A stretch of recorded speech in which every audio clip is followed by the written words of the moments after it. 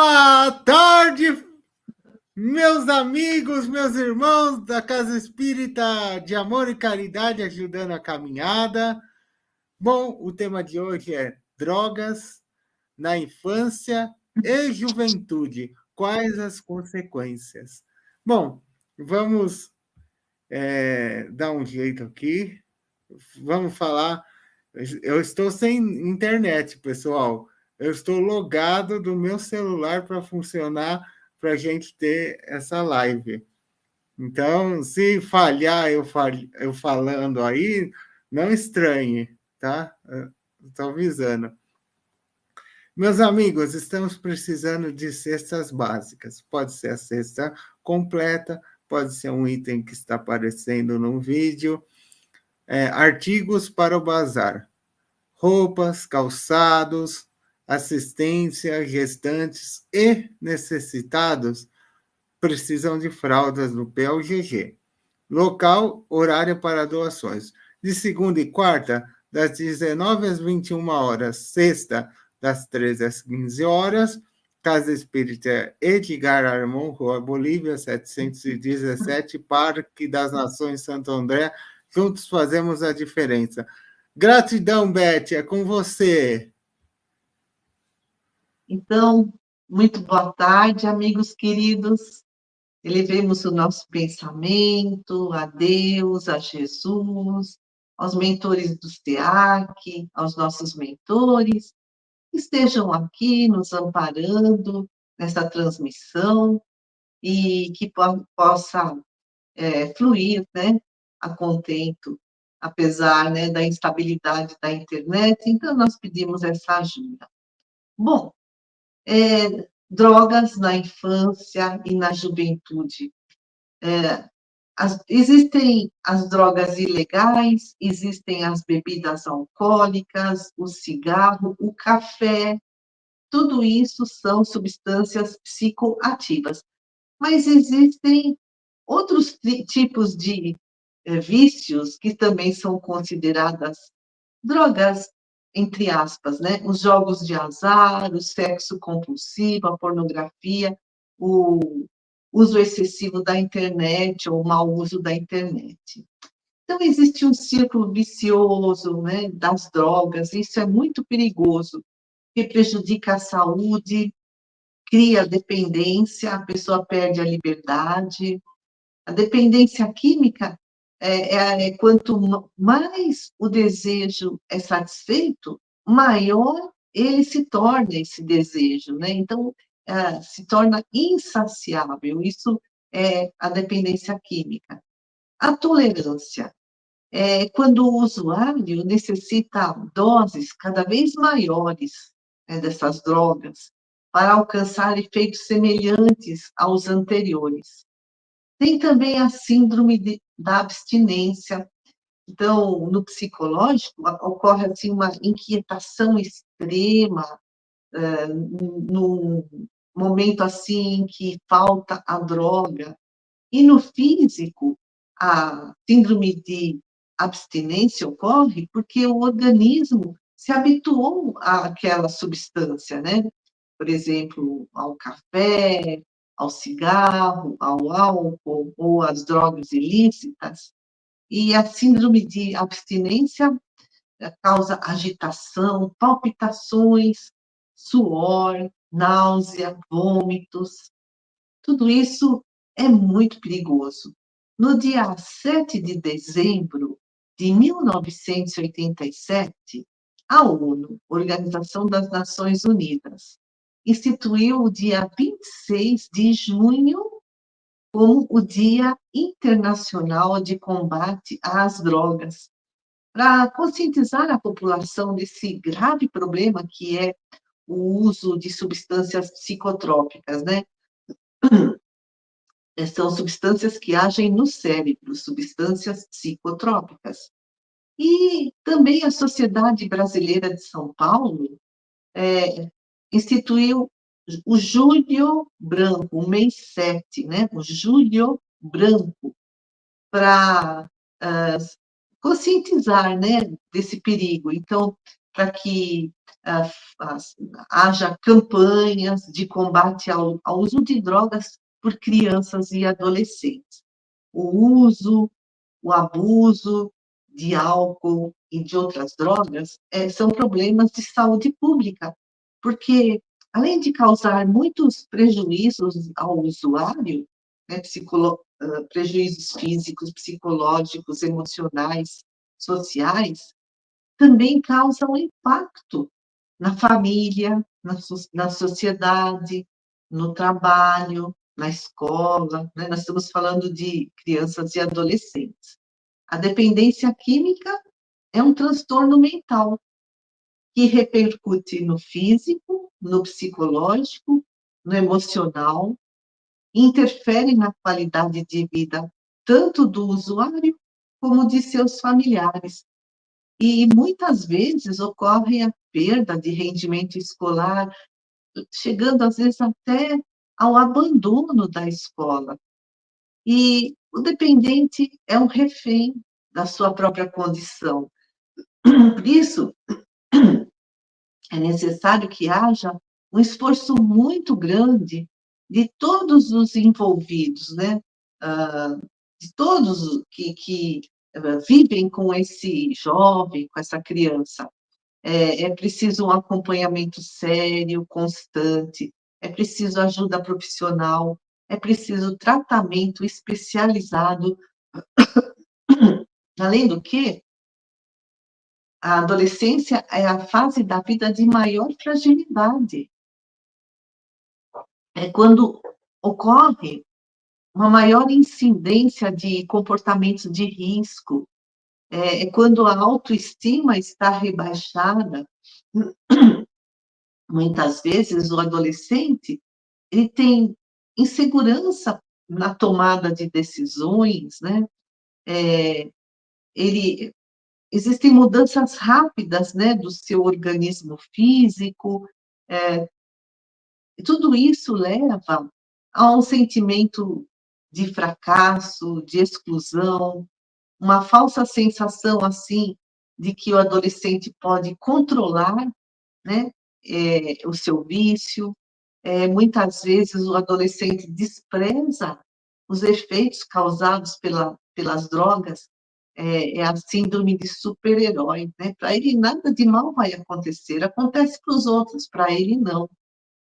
E o jovem também busca grupos, né, para se sentir pertencendo, né, a uma sociedade, e às vezes esses grupos, eles têm uma má influência. E também, muitas vezes, o adolescente tem um desejo de fugir da realidade onde ele está inserido, e aí tem essa ideia, o adolescente, a criança, de que usar drogas lhe dá poder. É essa ideia que eles têm, né? E quando os pais são adictos, né, também são viciados, quando ocorrem violências domésticas, o caso se agrava. Os jovens buscam escapar dessa realidade cruel usando drogas. As drogas acabam sendo, né, uma rota de fuga. E, infelizmente, há um uso desenfreado de drogas nessas festas juvenis, né, essas reuniões de jovens. Existe uma extrema facilidade de acesso às drogas, e esse vício de drogas ilícitas geralmente começa com o uso e o abuso do cigarro e do álcool. As drogas alteram o funcionamento do cérebro. Tem as drogas que deprimem o sistema nervoso central, a pessoa fica assim largada, né? Tem as drogas que estimulam o sistema nervoso central, as pessoas ficam agitadas, elétricas, e tem as drogas que perturbam o sistema nervoso central, são as drogas alucinógenas ou psicodélicas. As pessoas, né, imaginam coisas, que estão vendo coisas, que estão ouvindo coisas, se sentem perseguidas. Enfim, as drogas alteram as funções cerebrais e, se o consumo for prolongado, podem ocorrer lesões que se tornam até irreversíveis. Tem as drogas naturais, tem as drogas sintéticas, fabricadas pelo homem, tem as drogas lícitas, que é o álcool, o tabaco, a cafeína, os solventes, né? Então, cheirar cola. E tem as drogas ilícitas, a maconha, a cocaína, o LSD, o êxtase, a heroína e outros, né? E a consequência do consumo de drogas, tanto por parte de crianças como de adolescentes. Bom, esse consumo de drogas atinge o organismo como um todo, né? Prejudica o cérebro, o fígado, o coração, o pulmão. Nas crianças, nos adolescentes, então, esses efeitos são ainda mais graves, mais tóxicos do que nos adultos, né? Porque eles ainda estão em fase de formação, o corpinho deles é menor, né? E outro prejuízo é que essas drogas afetam a concentração, a atenção, o pensamento, e aí leva à baixa do rendimento escolar, à agitação, a um cansaço exagerado. E quando ocorre a abstinência, né, então o viciado não está tendo naquele momento acesso às drogas, ele já está, né, tão viciado psicologicamente e organicamente que essa falta da droga, essa abstinência, causa enjoos, vômitos, suor excessivo, batimentos cardíacos acelerados e um sentimento de morte, às vezes até um sentimento de perseguição. E como prevenir os vícios? Bom, campanhas de conscientização sobre os prejuízos que acarretam o consumo de drogas, a incentivação, né, o incentivo à educação, à prática de esportes, à cultura, ao lazer saudável, ao conhecimento sobre o que as drogas fazem no nosso organismo, mas baseado na ciência. E a responsabilidade, importante assumir a responsabilidade, todos, né, têm responsabilidade, inclusive as escolas, os clubes, as agremiações recreativas, também conscientizar os comerciantes, né, para não venderem álcool e cigarros a menores de 18 anos, porque a gente viu, né, que o álcool e os cigarros são a porta de entrada para mais tarde o uso e o abuso de drogas ilícitas. E os pais, né? Qual é o dever dos pais? Esclarecer seus filhos sobre o perigo das drogas, ajudar a fortalecer a autoestima dos filhos, manter o lar seguro e estável. A gente, infelizmente, vê muitos casos de abandono, de violência doméstica, de maus tratos, né? E os pais também precisam ser flexíveis nas opiniões e nas condutas, mas com limites definidos, e dar um exemplo irrepreensível no que se refere aos vícios. Os pais precisam dar os bons exemplos. E como vencer os vícios? Então, aqui tudo, né? A prevenção, né? Como que a gente lida com os vícios no sentido preventivo, mas e se o vício já está instalado, como vencer? Aí é, assim, necessário buscar o apoio social, profissional, espiritual, um centro de reabilitação, grupos de ajuda, tem o AA, os Alcoólicos Anônimos, tem o NA, Narcóticos Anônimos, tem o JA, Jogadores Anônimos, e também é importante que o viciado se mantenha longe dos ambientes que facilitam o vício e o tratamento. tratamento, né? Tratamento do abuso de álcool e de outras drogas por crianças e adolescentes. Então, é necessário um acompanhamento interdisciplinar, né? Ou seja, de profissionais de várias áreas em conjunto, né? É preciso ter aí, né, o acompanhamento voltado à conscientização do paciente, da família, buscando o apoio da família, da equipe técnica, do psiquiatra, para identificar as situações vulneráveis, para a pessoa não se afundar mais ainda nos vícios. E o projeto terapêutico precisa ser adequado, precisa ser personalizado, né, para cada dependente, e esse projeto terapêutico, esse planejamento, né, de como vai ser o tratamento, para que o dependente químico se livre, né, das drogas, precisa ser definido por uma equipe multiprofissional, né, de acompanhamento. Então, os pais, os responsáveis, devem participar do processo de desintoxicação e reconstrução de vida da criança e do adolescente. Isso, inclusive, está na lei, né? Está inserido no ECA, né? Do Estatuto da Criança e do Adolescente.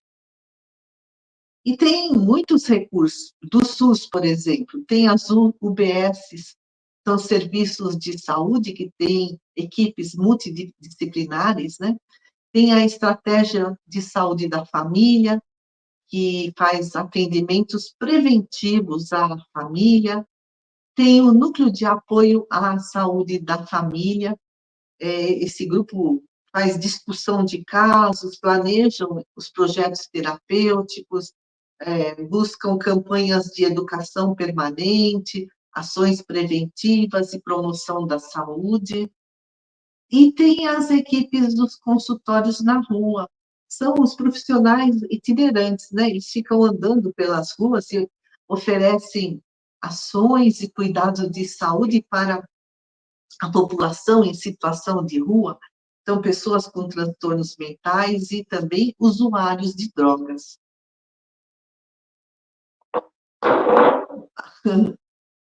E o SUS, né? O SUS também tem o CAPS, o Centro de Atenção Psicossocial, né? Que faz atendimento às pessoas com sofrimento psíquico, com transtorno mental, inclusive usuários de drogas. E é muito importante a gente lembrar que o familiar, no caso né, de dependente químico, né, na família, o familiar se torna um codependente. E é preciso estar muito consciente de que o amor cego, aquele amor que cede a todos os pedidos do viciado, acaba sendo um obstáculo à recuperação do dependente. Então, é preciso estar junto, né, do viciado, é preciso compreensão, é preciso atenção, cuidados, mas também é preciso impor limites.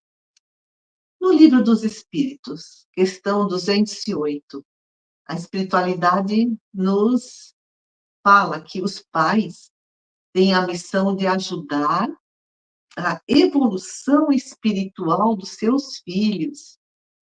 E Joamar Nazaré, ele escreveu um livro chamado Um Desafio Chamado Família, e onde ele enumera as funções da família, né?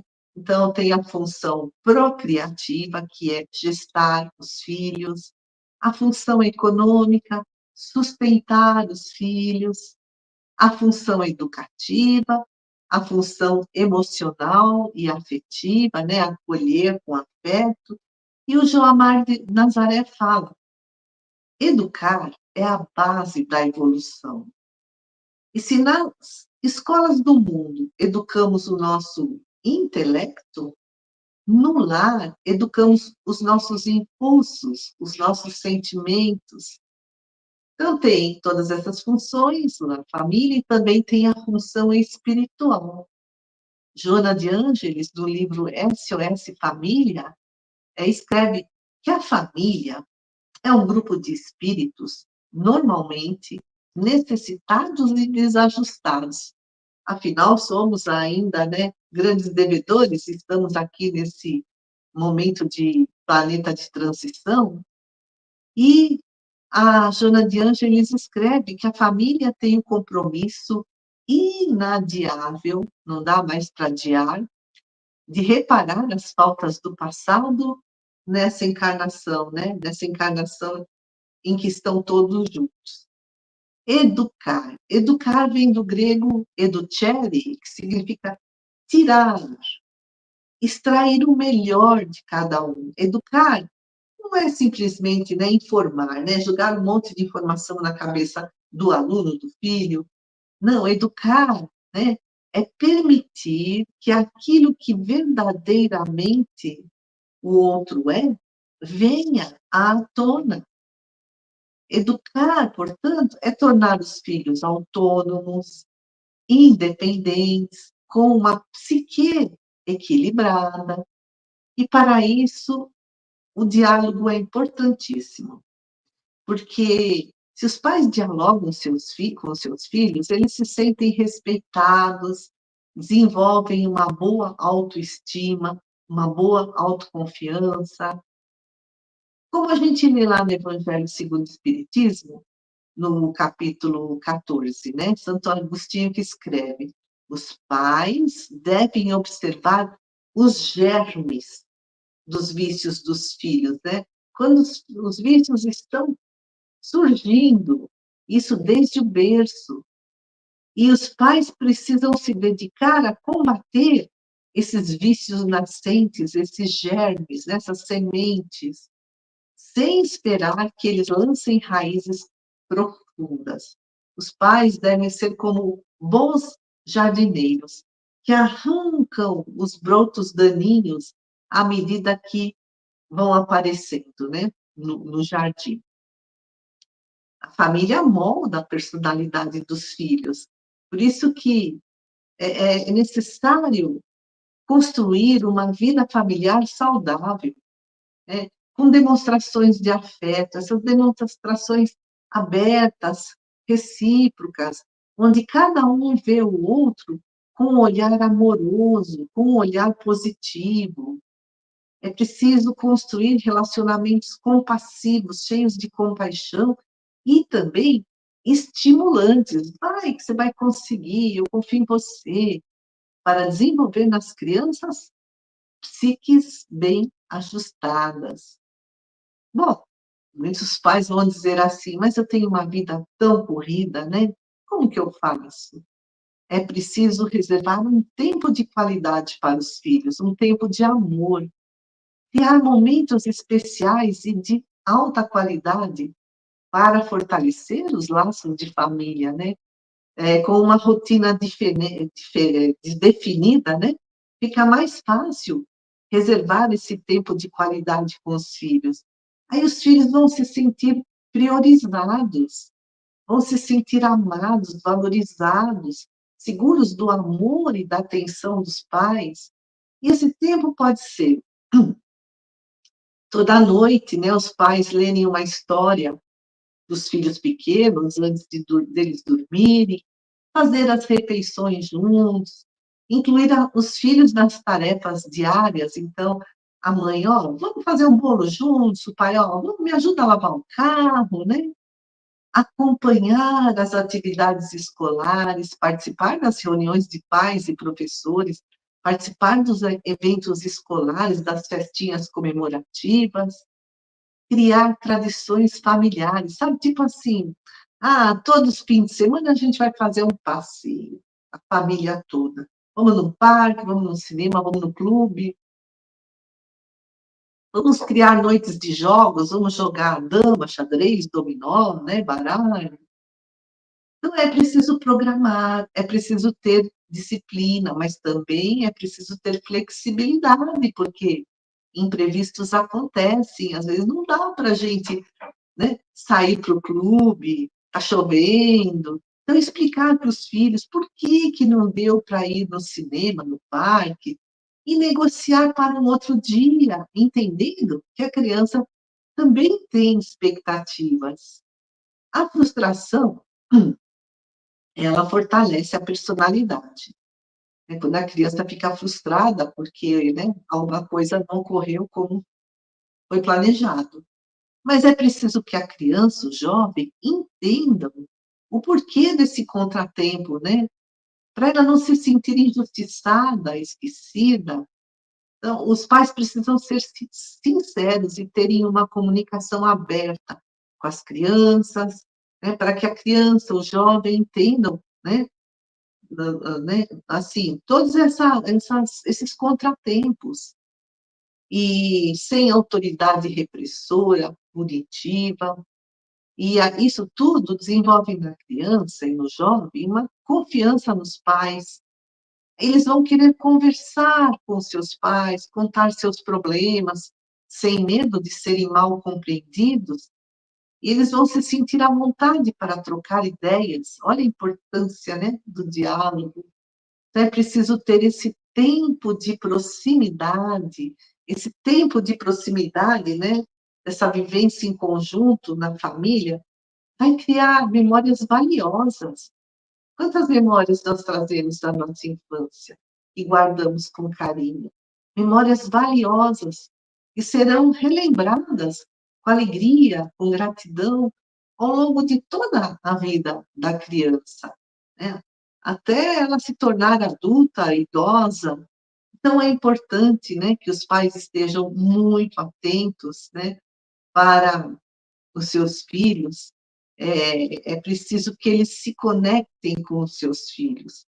A gente vê muitos pais assim, né, com o celular, na TV, no computador, no tablet. É preciso, às vezes, nós nos desconectarmos de tudo isso, trocando por um tempo de qualidade com os filhos, deixar de lado o celular, deixar de lado a TV, o computador, o tablet, para ouvir com amor o que a criança, o adolescente tem a dizer, o que ele necessita, para nesses momentos, né, especiais, esses momentos de qualidade, possam formar laços reais, laços de afeto, laços de proximidade, que serão uma grande prevenção contra o uso de drogas. Então, amigos queridos, façamos uma vibração a todos aqueles que passam por dificuldades nesse nosso planeta, usuários de drogas, dependentes químicos de todos os tipos. Vibremos por eles, por seus familiares, vibremos também por aqueles que já estão na pátria espiritual e que muitas vezes, no presente momento, estão arrependidos por terem escolhido esse caminho. Façamos uma vibração amorosa, peçamos aos mentores da espiritualidade que possam socorrê-los, fortalecê-los, consolá-los. E a todos os trabalhadores do bem também, vibremos, para que possam estar sempre presentes aonde for necessário, atuando dentro da necessidade e do merecimento de cada um. Vibremos por todo o nosso planeta, por cada país, por cada povo. Vibremos por nós mesmos, pelos nossos lares, pelos nossos familiares. E nós te pedimos, Pai do céu, nos proteja nessa nossa caminhada evolutiva, proteja os nossos familiares, para que possamos sempre entender os riscos, né, dos usos abusivos que prejudicam tanto a nossa saúde como um todo. Senhor, obrigada por toda a ajuda que temos recebido ao longo das nossas existências. Agradecemos pelas amizades, pelos familiares, pela nossa saúde e por essa doutrina maravilhosa que tanta luz traz ao nosso conhecimento. Amigos queridos, agradeço muito a todos e até.